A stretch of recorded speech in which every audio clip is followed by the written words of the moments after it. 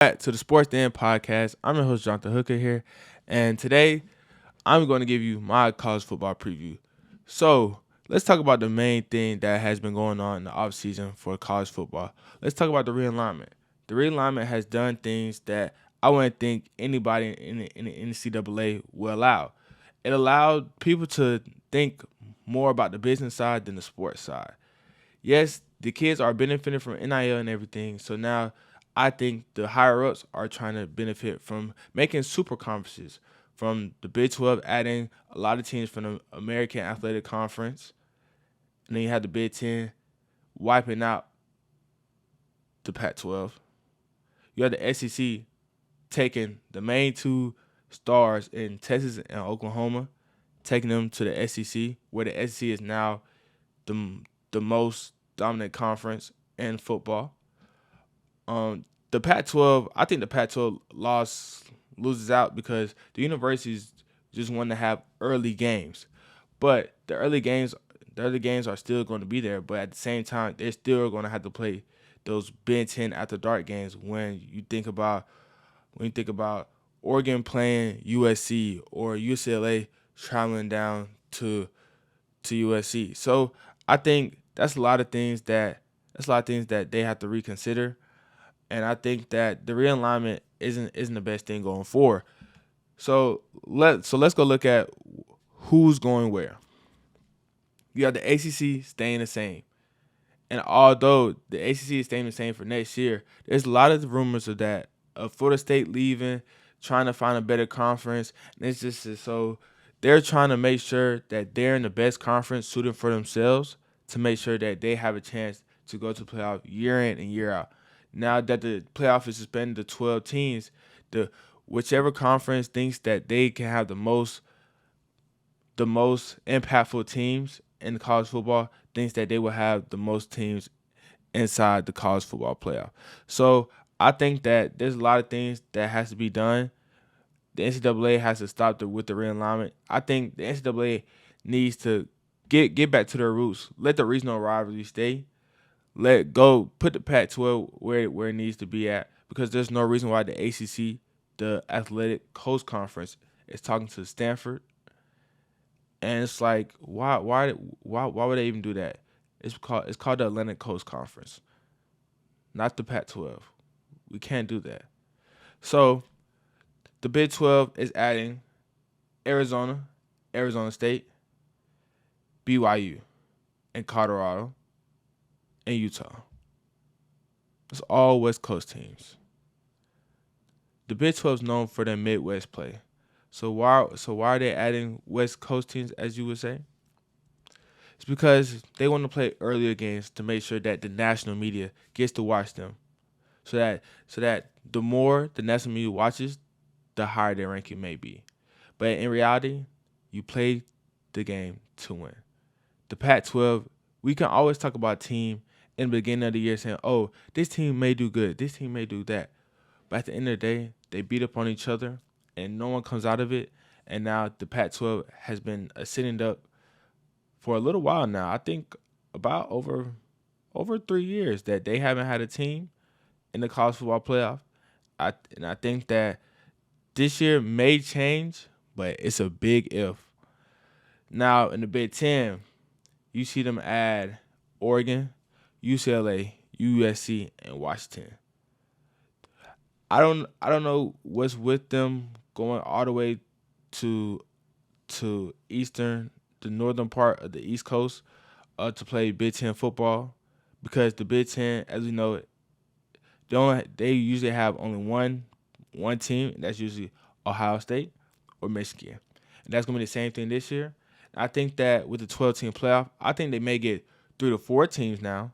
You can add in Ohio State, you can add in Michigan, you can add in USC because of Lincoln Riley and what they do. And I think that maybe in a few years, what Chip Kelly has done with UCLA, I think you can add them too. With Dante Moore coming in as a freshman at quarterback, I think that those 4 teams can make something happen. And in the Pac-12 in 2024, they will only have 4 teams right now.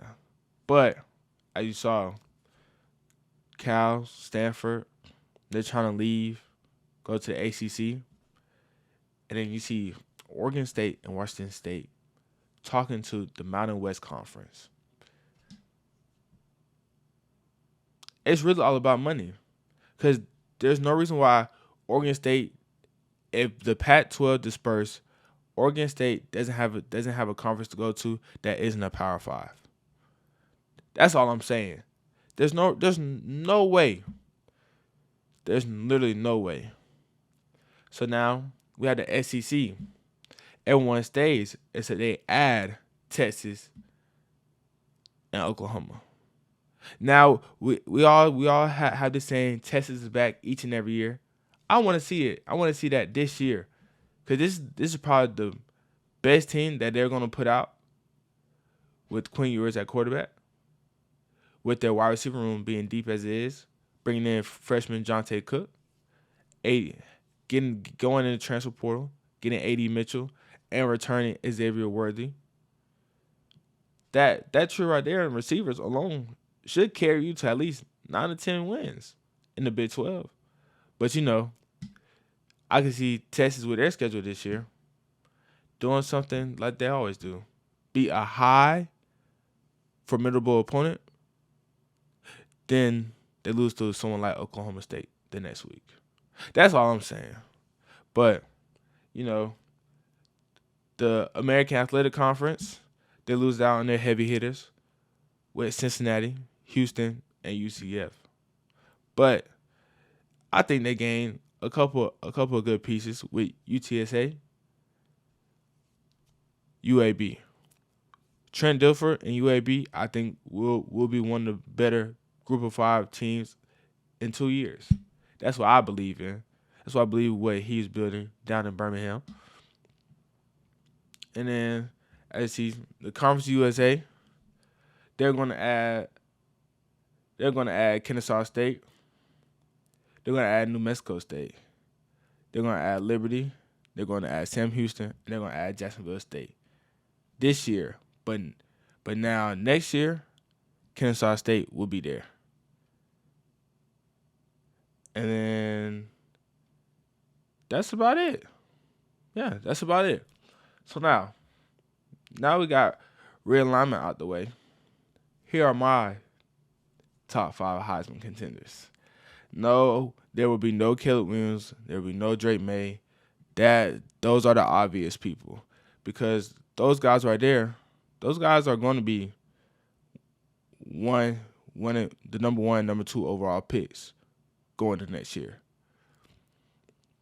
But my number 1 pick will be Jordan Travis from Florida State. Jordan Travis has everything going on for him.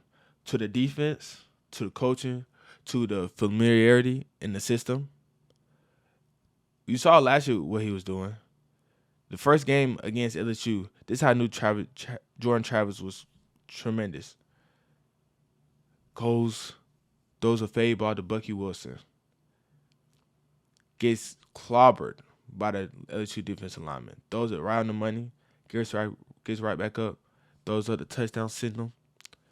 And that showed me a lot. That showed me a lot of heart from Jordan Travis. That showed me that Jordan Travis is ready for the big moment. And now you saw Jordan Travis completely change his play with not running as much, but running when needed to. But now he has Trey Benson in the backfield with him. Johnny Wilson has Jaheim Bell. Went into the transfer portal and got a huge 6'4" target in Keon Coleman from Michigan State. I think adding those pieces will only enhance Jordan Travis' impact on the team and the ability to win the Heisman. And then I'd say my second favorite one to win the Heisman is Jayden Daniels. Jayden Daniels has only done what I thought no one could do. Come from a Pac-12 school, go to a high performance school at LSU, coming in with a new coach, new system, new wide receivers. But he came in and he came through for the Tigers. Beating Alabama your first year as a starter, going to the SEC championship game, playing injured. That showed that you care about your team, you love your team, you love what your team has done so far with you there. You love your coaches, you love the culture, because playing on a high ankle sprain is not for the weak. Jane Daniels. Jane Daniels is my second favorite because he doesn't turn over the ball. He always makes sure. He always makes sure that. He always makes sure that everyone's eating. Malik Neighbors. We didn't hear a lot about Malik Neighbors before the season started. We heard about Keyshawn Boutte, but then at the end of the year, Malik Neighbors was the number one option. Then you know who I love though? Their glue guy, Mason Taylor, the tight end. That kid right there, he's going to be the best college football tight end in the next year or two tops, easily. The kid has great hands, can block, and does everything the right way. His dad, Jason Taylor, the Hall of Famer defensive end from the Miami Dolphins. That kid right there knows ball, and I love what they're doing with him, getting him in mismatches, making him go up for the 50-50 balls, and he always finds a net just to get open. I love guys that just know how to get open, secure the catch, and make sure they move those chains. And Mason Taylor does that. A surprising pick for me is Sam Hartman. I think what Sam Hartman did at Wake Forest, I think not a lot of people talking about that, because Wake Forest, before Sam Hartman got there, people saw Wake Forest on their schedule and said, oh, that's an easy W. Oh, hey, guys, we can sit back and coast this game. But when he came in, put his impact on the team, made sure that Wake Forest didn't go out sad in any of those seasons that he played. Because from what I'm understanding is that when you watch that Clemson game last year, he was working Clemson, going to work on Clemson that ranked top 30 in defense, total defense last year. When he did that, it showed me that Sam Hartman was an NFL-ready quarterback. Now, he returned the college for 1 more year, transferred to Notre Dame to get that national media so that he can be looked at from NFL and looked at from the NFL scouts and Heisman voters. I think that his 14-4 touchdown to interception ratio against top 25 opponents is something that I look at as, hey, this kid's got it. He's the ACC leader in passing touchdowns with 110. I think that right there should make Sam Hartman in your Heisman running, because if he can do that at Wake, why can't he do that at Notre Dame? That's all I gotta say. Another person is Cam Rising. Everyone knows Cam Rising from being a tough competitor. You saw what he did in the Pac-12 championship. Get blown up, helmet comes flying off. He has a nice, long, flowing hair. He gets back up, and he wins that game. And he goes on to win the Rose Bowl. It shows that Cam Rising is a leader. Cam Rising is everything that you want out of your quarterback. A tough competitor, hard as nails. And then he goes in, he drops downs, and he's an underrated runner. He knows how to maneuver throughout the pocket and get things going for himself. And the last, but my long shot, but I love this kid, is Jalen Daniels from Kansas. Jalen Daniels has done a lot for the Kansas program. Before he got injured, they were undefeated. He only had 1 turnover to his 16 total touchdowns. I think if he comes back healthy and he does what he needs to do, I think that Kansas has a legitimate shot to win the Big 12, because it's the Big 12. You have to think. Baylor could beat Kansas State one weekend. Texas could lose to Oklahoma. Texas could lose to a Texas Tech. But I think that right there shows me everything I need to know. Because Jalen Daniels can go in, come out undefeated, and then keep up that momentum so that Kansas can be maybe a 10-2 team, a 9-3 team. I think that his name will be in the running. Do I think he will win? No. But I think he will get that notoriety of saying, "Hey, this kid can go. This kid can go." And I think that when we see him out on Saturdays, I think, "Hey, this guy right there, he's a baller, and he's a kid that you want on your team time and time again." So now we got my Heisman contenders out the way. We have tiers in college football. The tiers in college football, I'm going to give you 4 tiers. Let's start off with the number 4 tier. I call it sleep if you want to. Oregon State, their defense is top notch because they were shutting down Mario Williams, Jordan Addison, Travis Dye, and Kalen Williams. Had them all the way up into the fourth quarter until Kalen Williams pulled something out of his trick bag, and that game right there, I think that game won him Heisman. Because if USC loses, we'll be looking at Lincoln Riley a little different. We'll be looking at Caleb Williams a little different. But now he came out and won. I think that Oregon State is a team. Sleep if you want to, because they'll come up behind you. And they add in DJ from Clemson. I think that he needed this restart from Clemson, because I think that he needed to go back to the West Coast, be close to home, make sure his family can see him time and time again. I think that him being close to home will be more of a comfort factor for him. And I think that right there will do tremendous jobs for do a tremendous job for him. Another team is Notre Dame. Sam Hartman, Marcus Freeman. I love what they're doing over there. I think that Notre Dame will be a competitive team. I think that Notre Dame can make some noise, and I think that if Notre Dame just stays consistent, doesn't get too high or doesn't get too low, I think that they will be in the top 10 at the end of the year. Washington Huskies. What can I say? Michael Penix Jr. I've been high on him since Indiana. I think that he will be a person you could look out on draft boards to be like, hey, that's a first round draft pick right there. And I think that right there shows me that Michael Penix, with his wide receiver courts, I think Michael Penix can throw over 4,000 yards this year. That's what I'm just saying. And then another team from the Pac-12 is Oregon. Surprisingly, Bo Nix played tremendous in that Oregon system. Oregon catered to his strengths. He played phenomenal. It's that some games just got away from him. And I think that Oregon just needs to do a better job of closing out the games. And if they do that, I think Oregon has a shot to be really good. Tier 3, play your cards right. If I give these teams, let's say,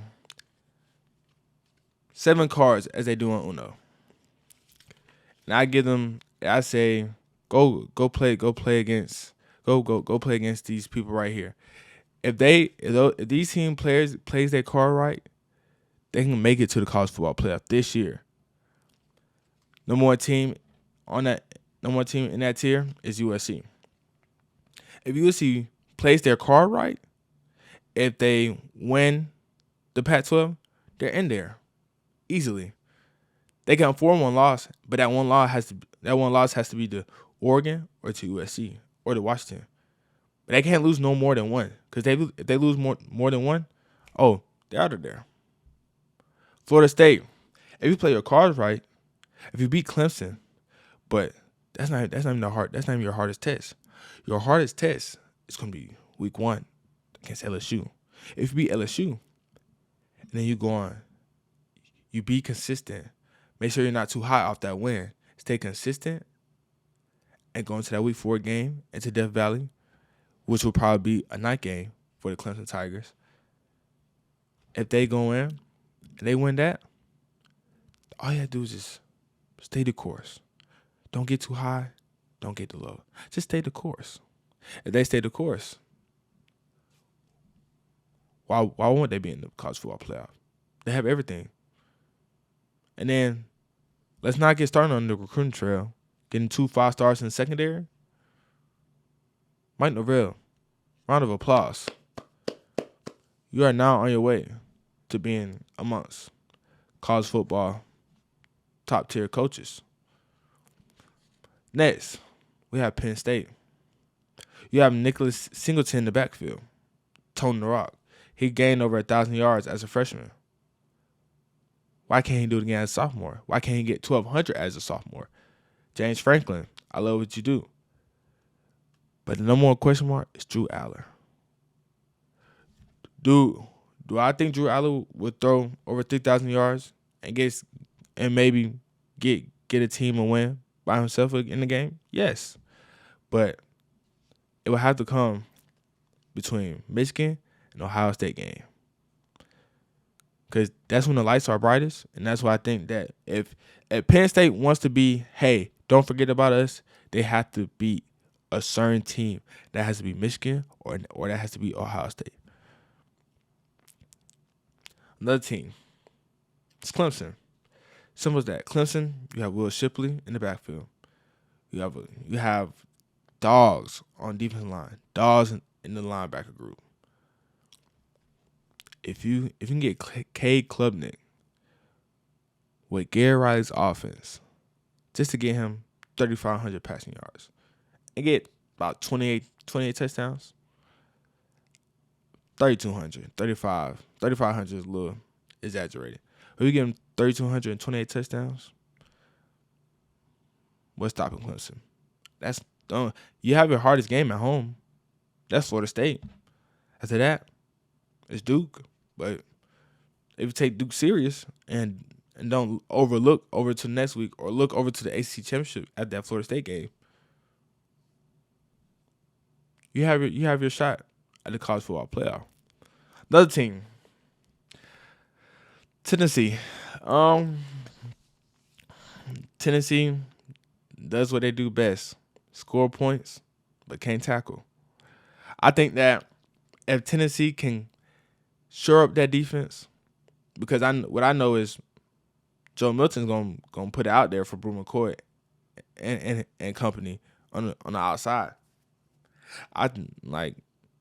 You can't tell me that Joe Milton won't throw over 3,500 yards. You can't. But it's all right on Joe Milton, that defense. If Joe Milton doesn't have to sit back in the pocket and just throw the laser every time, and knows how to put a little touch on the ball, and doesn't have to throw a fastball every time, he's good. He'll be A-okay for Tennessee. But the other thing is their schedule. Alabama away. Gotta play Georgia. But you play Georgia at home. Those two games will show me a lot about Joe Milton. I think that don't sleep on Kentucky either for them, because Kentucky will play them hard. Whatever Mark Stoops does what he does in the Kentucky program, he will have those kids playing hard against Tennessee. And I know that Tennessee fans will be like, oh, Kentucky this, Kentucky that. Kentucky has been in Florida the past 5 years consistently.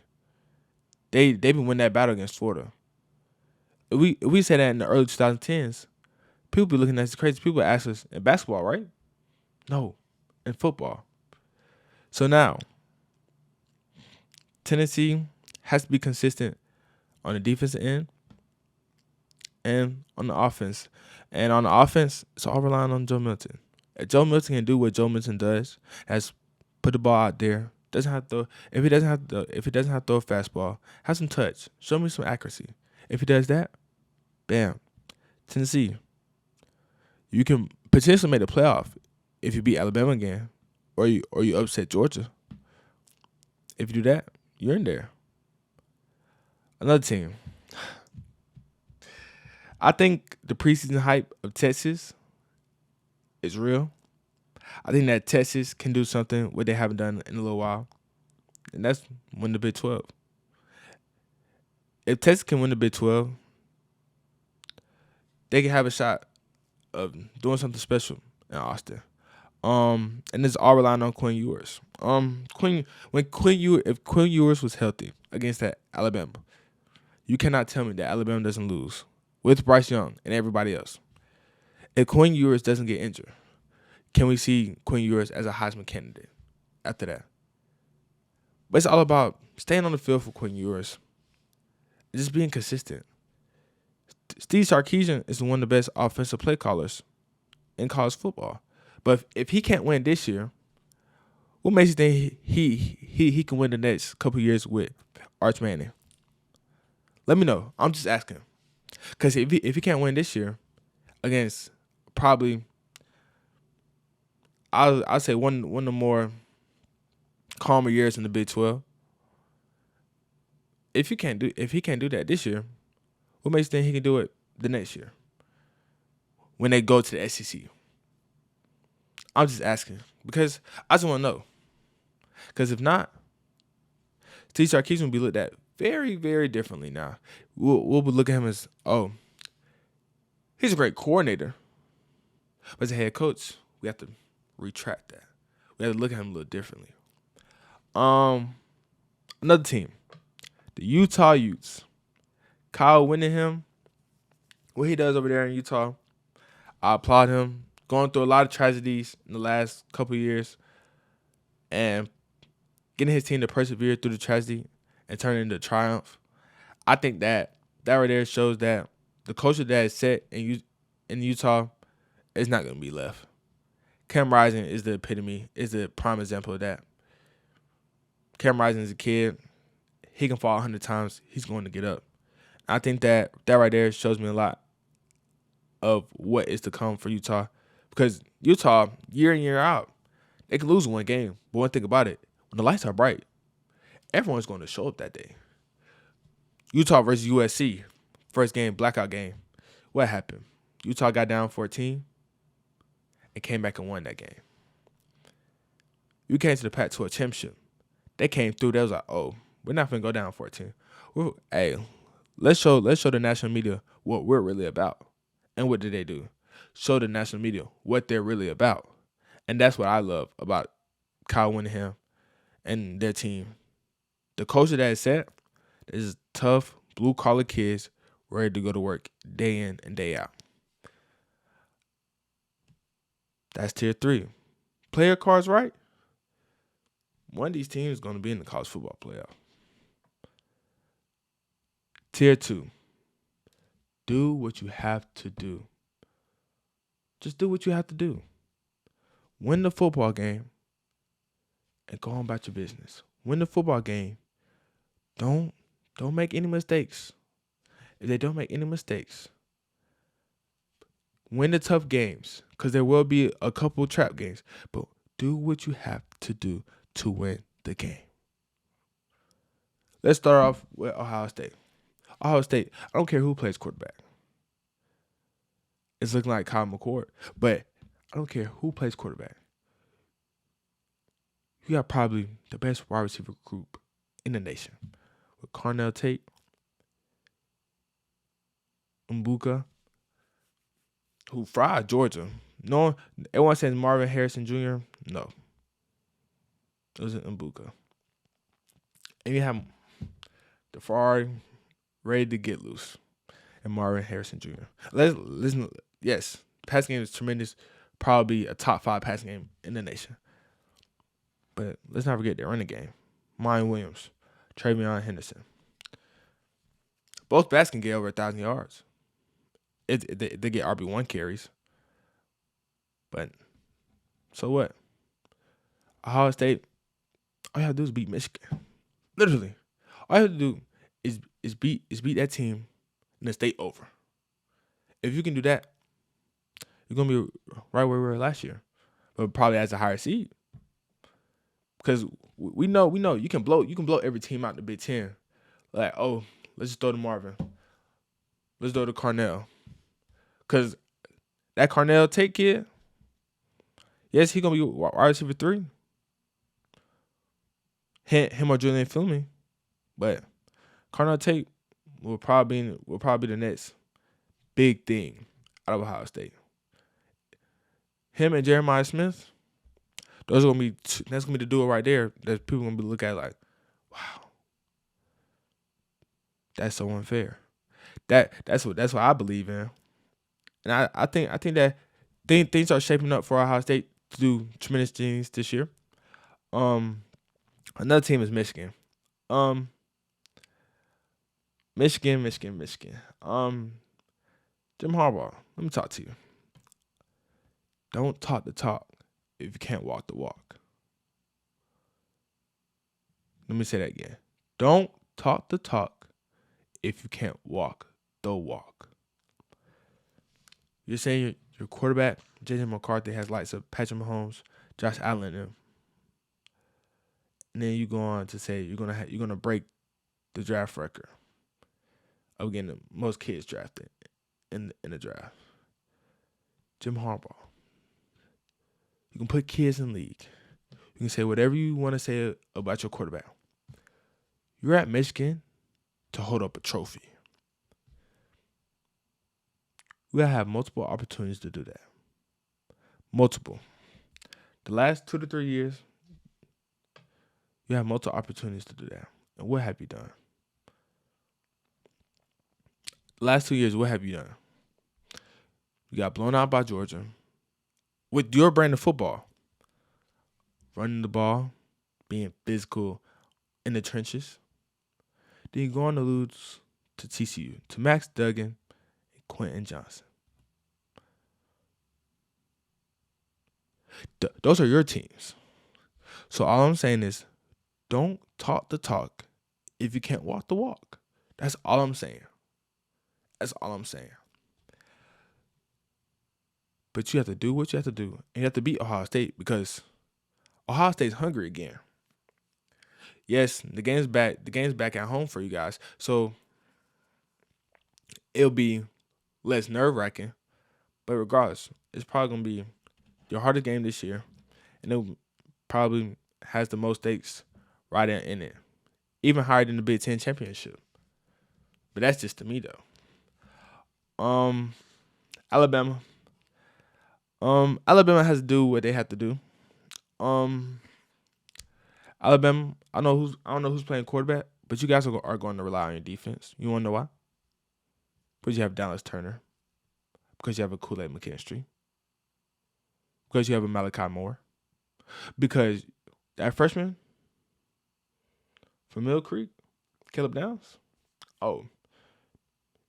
he's going to be the next great secondary player. When Kool-Aid leaves, we're going to be talking about Caleb Downs. Rely on your run game because y'all have a great 1-2 punch with Jason McClellan, and Justice Haynes. Rely on your run game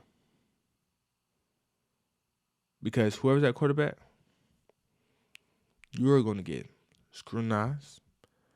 You're going to be talked about. You'll be all those things right there because you're going to some big shoes.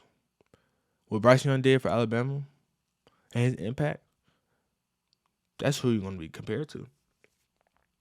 It sucks, but it just happens. That's the way life works at Alabama. You're going to get compared to from the last starter and the starter before that. Bryce Young, unfortunately, didn't win one. But before that, who was it? Tua, right? No, Matt Jones. Excuse me. What Matt Jones did in his 1 year starter. When? Matt Jones won. So you have to do what you have to do. All right. LSU.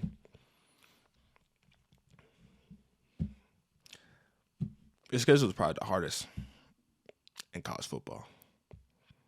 I'm sorry, but Brian Kelly isn't going to run from the smoke. Week 1, you're playing Florida State. Then you go on, you playing the hard SEC West. Hugh Freeze is going to have Auburn going. I don't know how he's doing what he's doing on the recruiting trail, but hey, he's gonna make that team go. Playing Tennessee, Tennessee will give you problems with their offensive attack. Josh Heupel is probably a top 10 top 10 offensive minded coach, probably top 5. I think that whatever LSU does, just do what you have to do. Rely on Harold Perkins. Rely on your experienced secondary now. Rely on Jaden Daniels and Malik Neighbors to get things done for you, and Mason Taylor to get things done for you.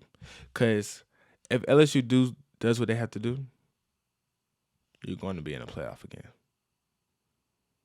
Once you're in that playoff, now we'll look at Brian Kelly a little different. We'll say, hey, this kid Jaden Daniels is a first-round draft pick. How would this season play out if LSU goes on and maybe loses one game?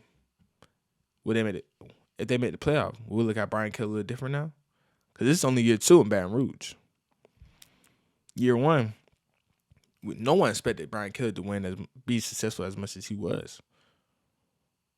That's all I'm saying. Just do what you have to do. Do what you have to do when you're in the playoff. Then the last tier, tier Georgia. What Kirby Smart has done with this team, I think that they're just head and shoulders above competition right now. Carson Beck, NFL ready quarterback. The running game, doesn't matter who plays running back at Georgia. You have Dale McGee as your running backs coach. Probably the best wide receiver room that the Bulldogs has had since a long time.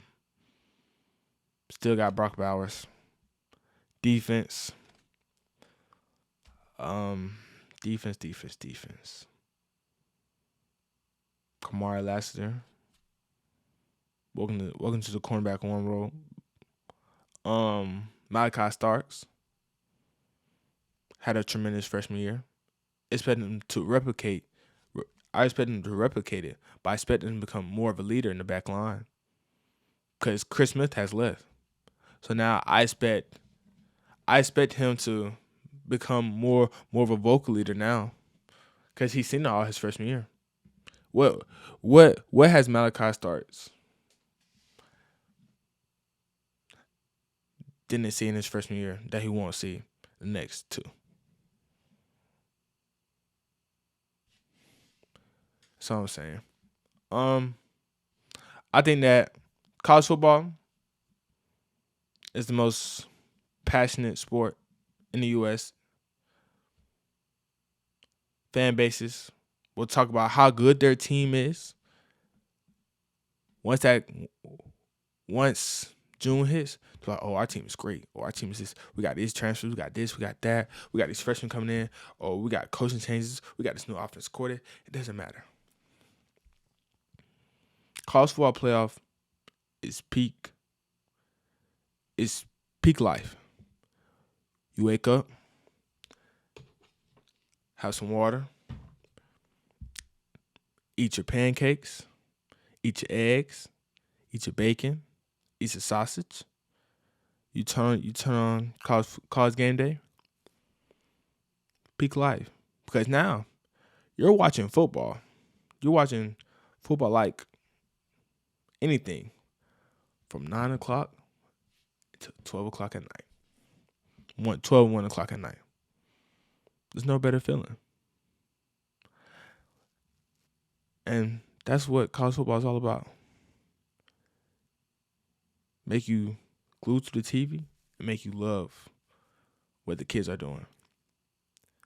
On that note, I'm your host, Jonathan Hooker, signing off. See you guys on the next episode. Peace.